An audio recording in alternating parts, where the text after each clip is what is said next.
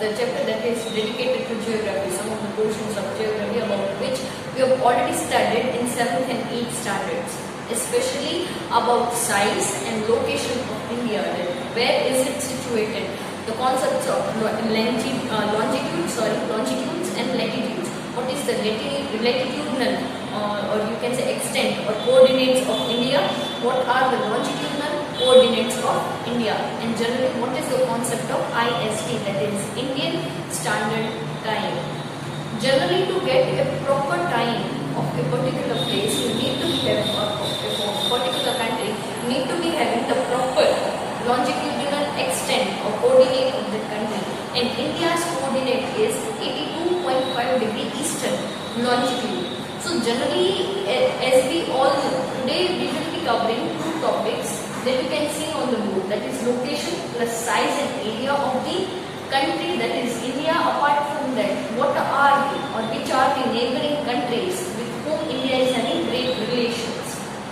So let's start with the location, about which we have already studied in previous lecture.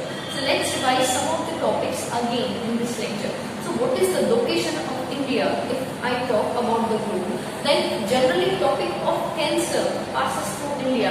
Means what? India is a tropical country. The India's location, or you can say India's location is above the equator. Means India is there in the northern hemisphere. If we consider the country on the basis of the equator, means it comes in the northern hemisphere. Now on the basis of the longitude that divides the earth or that divides the globe into two equal halves, that is vertically, that is western hemisphere and eastern hemisphere, and again the 0 degree longitude that passes through United Kingdom's London, Greenwich city.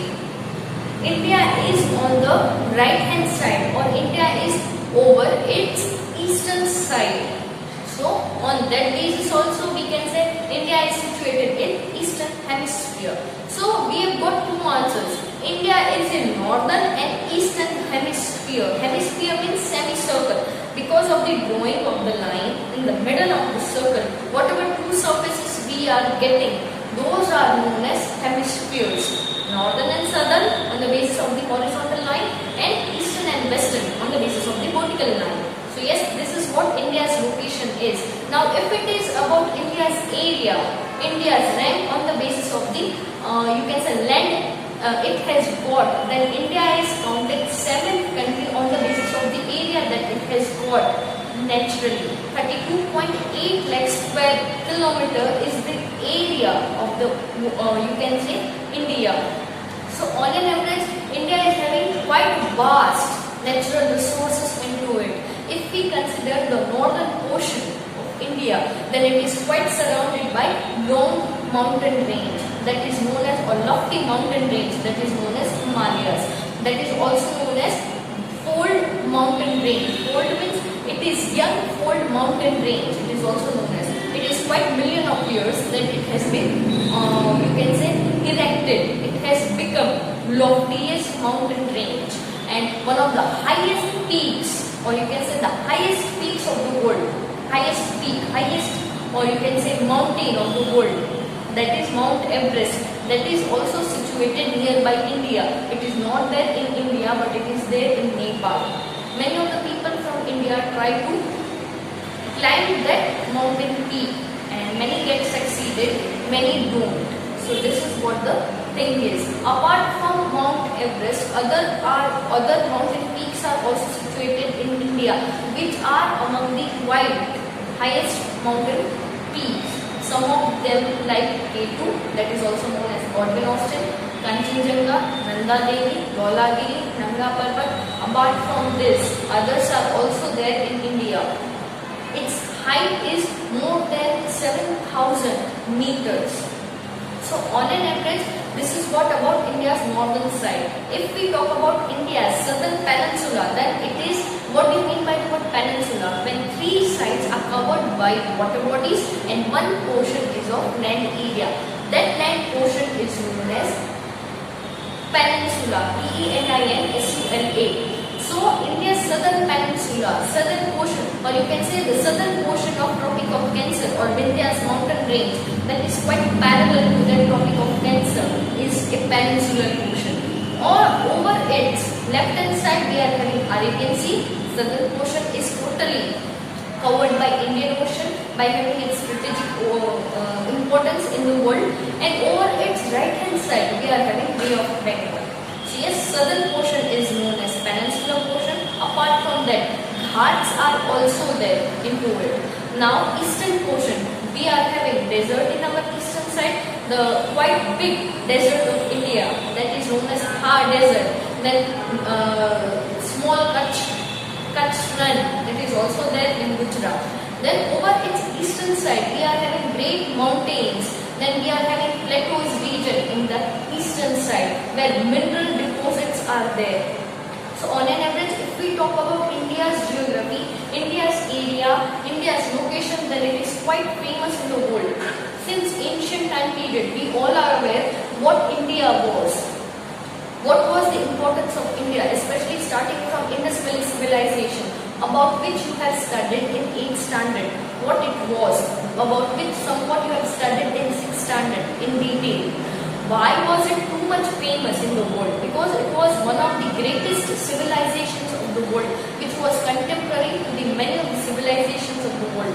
Like you can say Chinese civilization, Egyptian civilization, Mesopotamian civilization, etc. So on an average, Indus Valley civilization, it got flourished on the banks of Indus River and its tributaries. One of them was Ravi River. So over there, Harappa city got developed or it got flourished, and on the Indus River, Mohenjo-daro city got developed, it got flourished.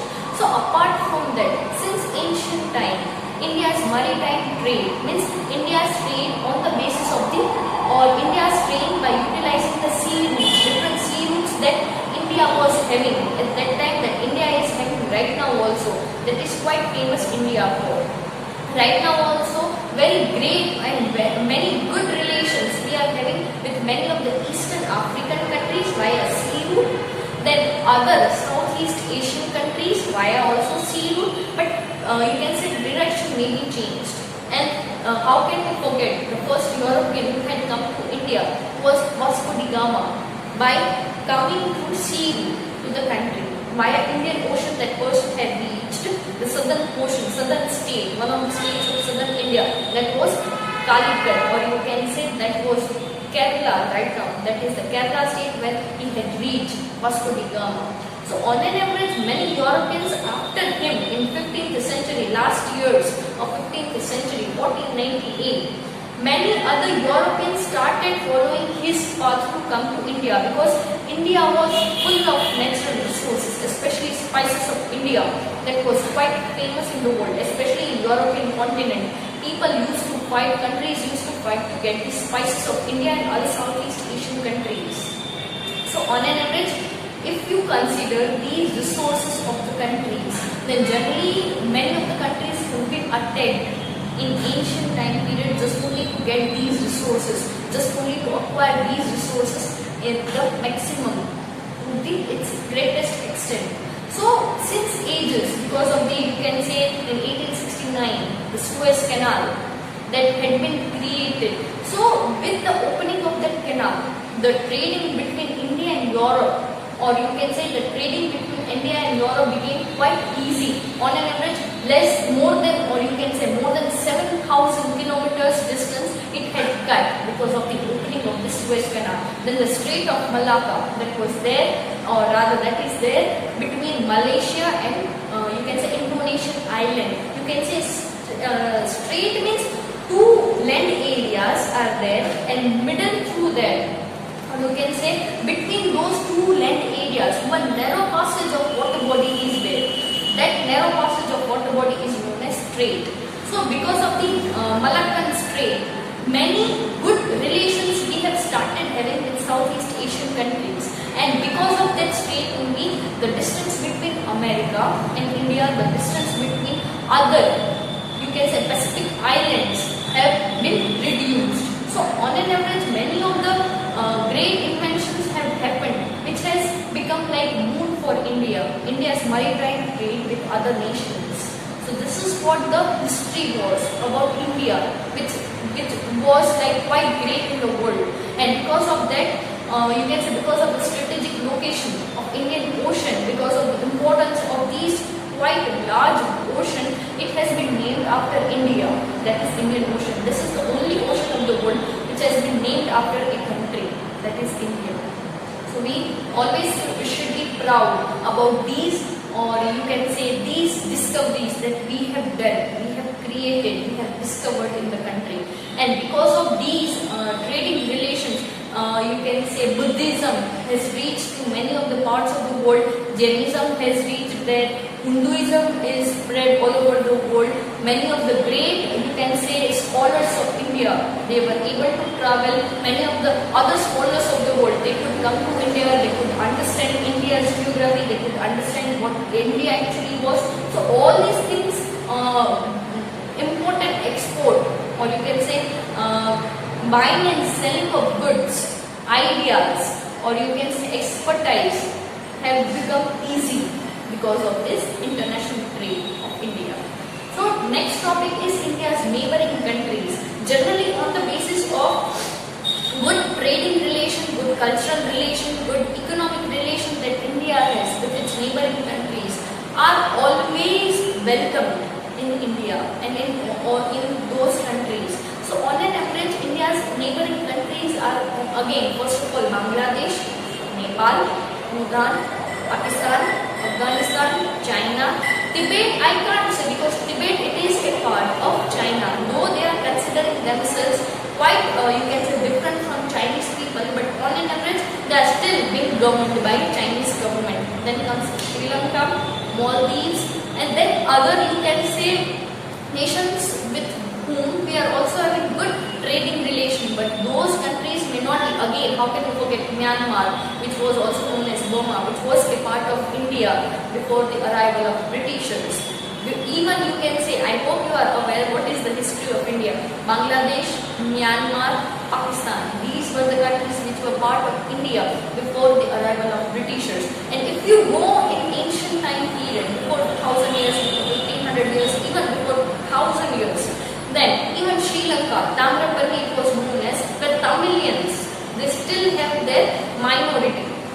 So they are the people, they are having their majority. So on an average, they are living there. It was also a part of India. Again, Sinhalese and Tamilis disputes always arise between these two communities who are there in Sri Lanka. So we are not getting into that. But yes, this is what India is, India's geography is, India's location is in the world. So in the next lecture, we will be studying about physiography. Now, let me explain what I mean by the word physiography. Physiography means different landforms which are there in India. It could be included, or it could be including different, you can say mountainous regions, or you can say hill areas, then plains region, plateaus region, desert area, archipelagos. Archipelagos means groups of islands, that is Andaman Nicobar and Lakshadweep that we have in India. These are the two islands that are governed by Indian government. Then we are having our Ghats region. So this is what the physiography is, landforms, terrain pattern and topography of India. So I hope you all will be clear with these two topics, that is location, area and size of India and neighboring countries of India with whom we are having good trading, cultural and economical relationship.